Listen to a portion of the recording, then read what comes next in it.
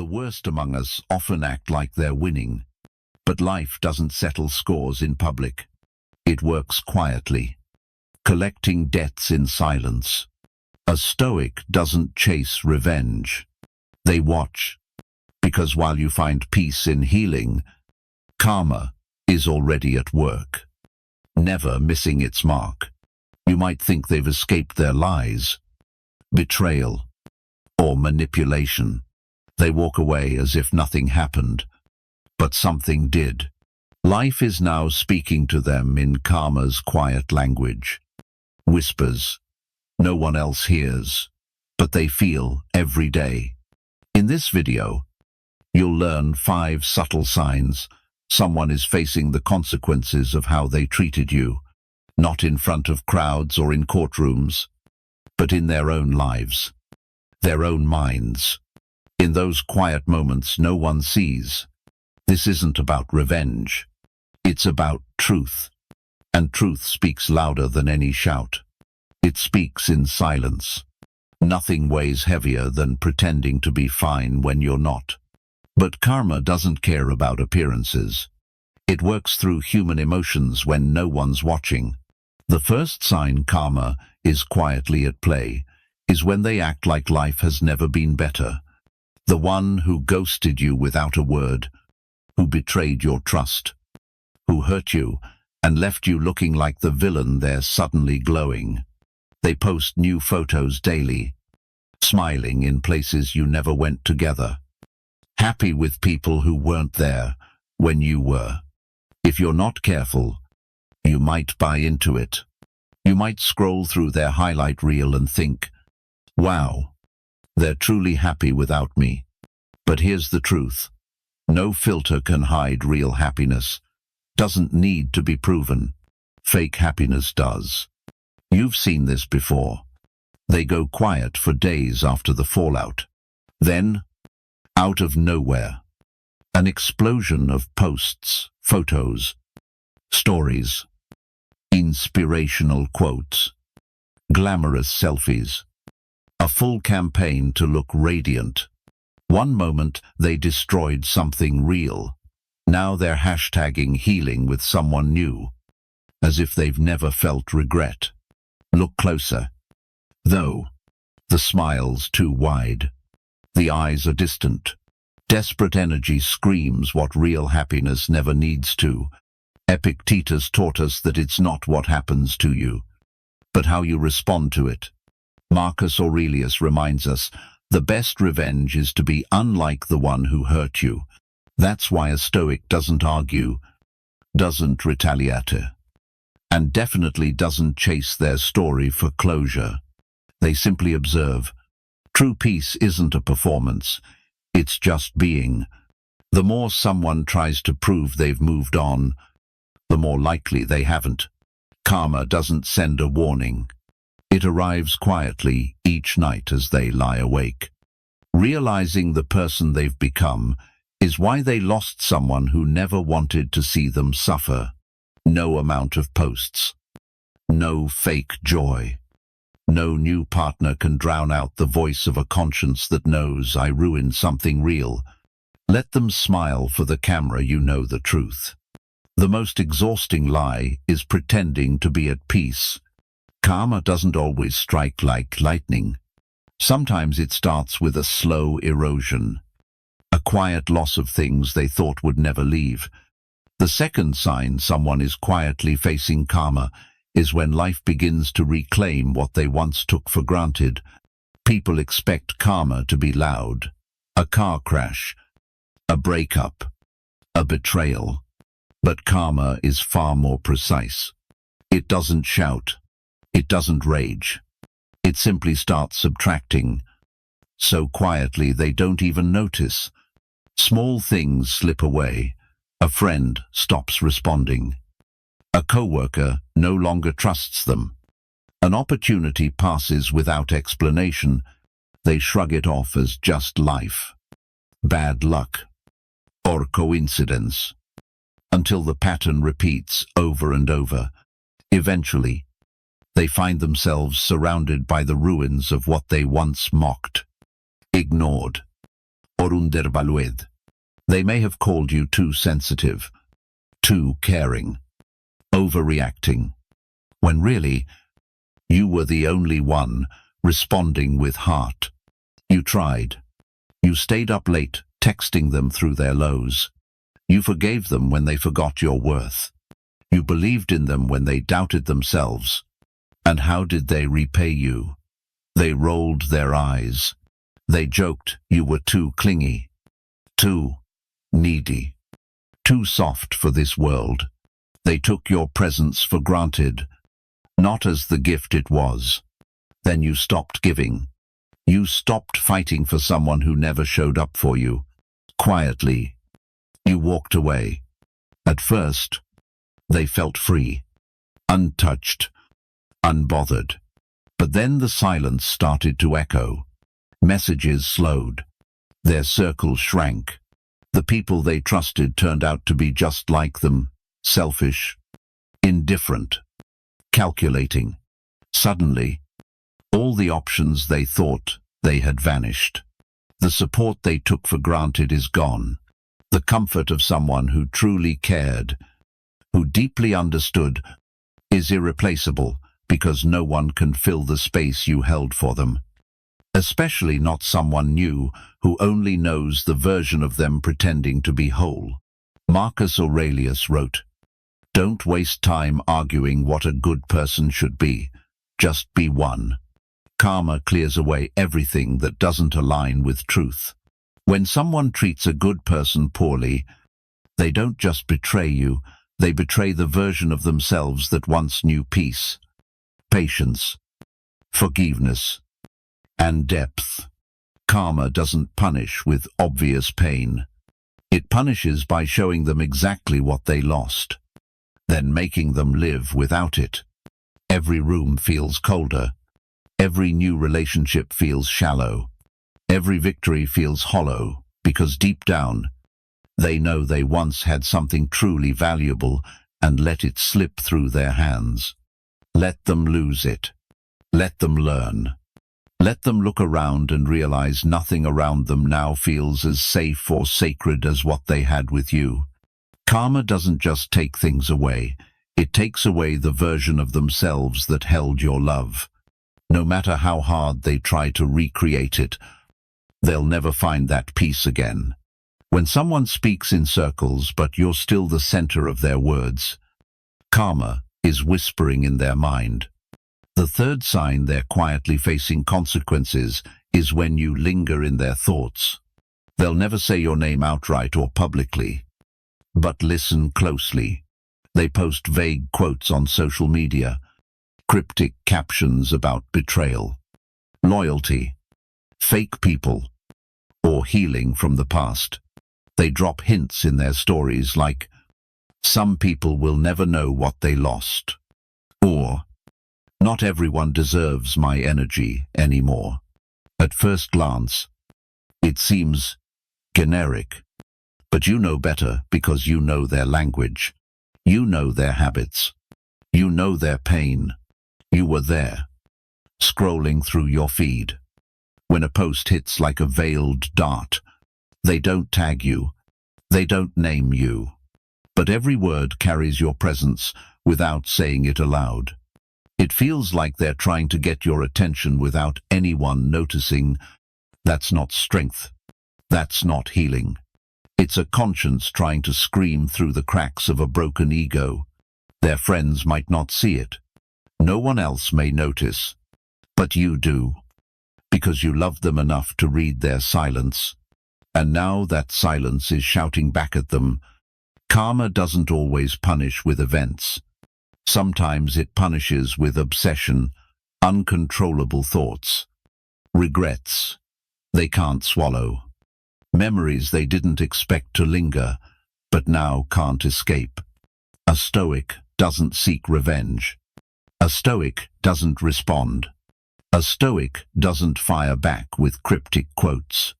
Responding is acknowledging, but silence is reclaiming control. Epictetus said, "If someone speaks badly of you, live so that no one believes them. So when they talk in circles behind your back, don't reply. Don't explain. Don't clarify. Let them carry your name in silence. The more they dodge the truth, the louder it speaks. You've moved on, but they haven't. Let them post their quotes, their half-truths, their twisted stories. Let them try to heal with noise to hide how unhealed they are. You don't need to be in their life to live in their mind. That's karma. And the mind is the loudest prison, especially when the person you hurt doesn't look back. Stay silent. Silence says it all. When you betray a good person, you don't just lose them, you lose the ability to trust anyone who reminds you of them, including yourself. The fourth sign they're quietly facing karma is when they stop trusting others and slowly lose faith in themselves. At first, it looks like self-protection. They keep their circle tight. They stop opening up. They say things like, "I don't trust anyone anymore. Everyone's fake." But beneath that tough exterior isn't strength, boundaries, or healing. It's fear. Fear born in the shadow of their own guilt. You've seen it. They used to be open, laughing freely, trusting easily, talking without hesitation. But after what they did to you or others, something shifted, not outwardly, but deep inside, slow and quiet. Now they question everyone's motives. They expect betrayal before trust. They scrutinize every word, action, and silence for signs. Someone might hurt them like they hurt you.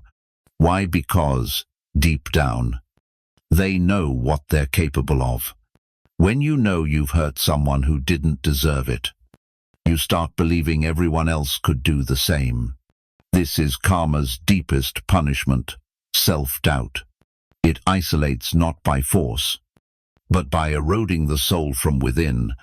The voice that once said, "I've got this," now whispers, "Maybe I'm the problem."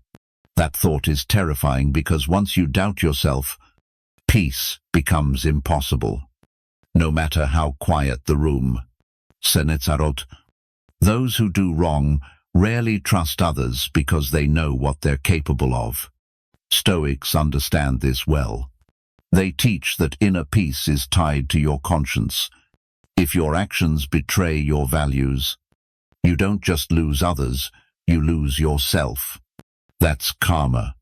It doesn't always show up as obvious consequences. Sometimes it's a subtle crack in your inner world, a restlessness you can't explain, a tightness in your chest when everything seems fine, a voice inside saying, "You don't deserve this." Even when you get something real, let them sit in that silence.